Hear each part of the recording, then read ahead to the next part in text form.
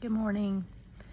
Today is Thursday, and it's a cold morning here in Kingsport. We woke up to a little dusting of snow, and the kids were very excited to see that.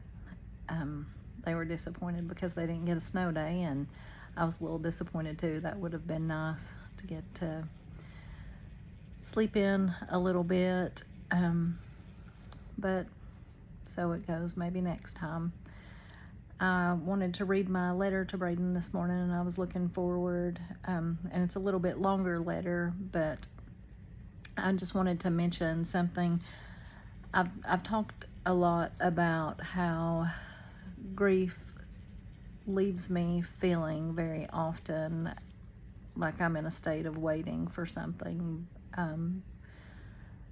but I can't identify what I'm waiting for. Just waiting, like you feel like you're in this state of limbo and things don't feel the way they should. And I've mentioned that life doesn't even feel real anymore. Just day-to-day life doesn't feel the same. And I read something last night that kind of captured that for me, that really made sense, and I just wanted to share that really quickly.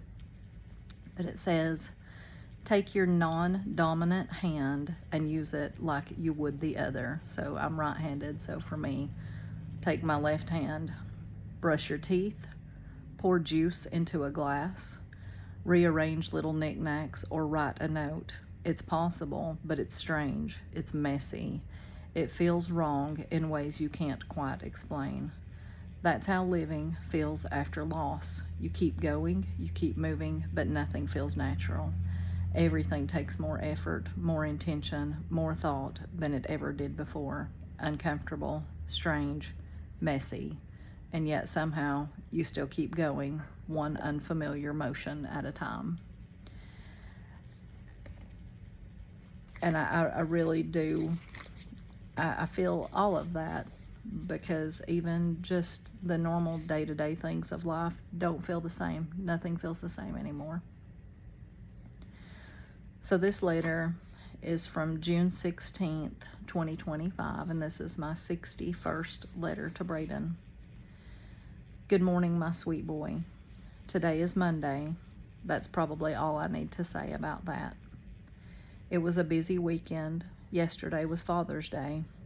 I went to Newport to be with Papa and the family. I went to church. It was hard, period. I knew that having your funeral there would make it hard for me to go back, and it is very hard. But I wanted your funeral to be there. We had your baby dedication there when you were born. So my thought was, that was where we first gave you to the Lord, and that was where we should give you back. But I didn't want to give you back. I want you here with me. So when I sit there in the pew, all I can picture is your casket sitting there where the altar is. I don't say anything. I just sit there and stare at it. I remember very little from that day, but I do remember that shiny black casket. I remember walking out of the room I was waiting in and seeing it there that day and just saying, no. I couldn't even process it, and I still can't. How could my child be in a casket? Landon and I had a talk on Friday night. He started crying and seemed so frustrated. He tries to be so strong, and he doesn't cry. He holds it back. I encourage him to let it out, but he just doesn't want to. He said he was just thinking about you, about the two of you together. He loves you so much. You were everything to him.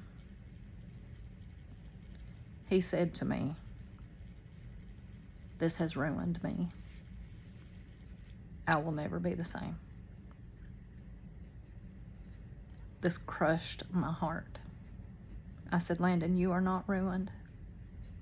None of us will ever be the same, but you are not ruined.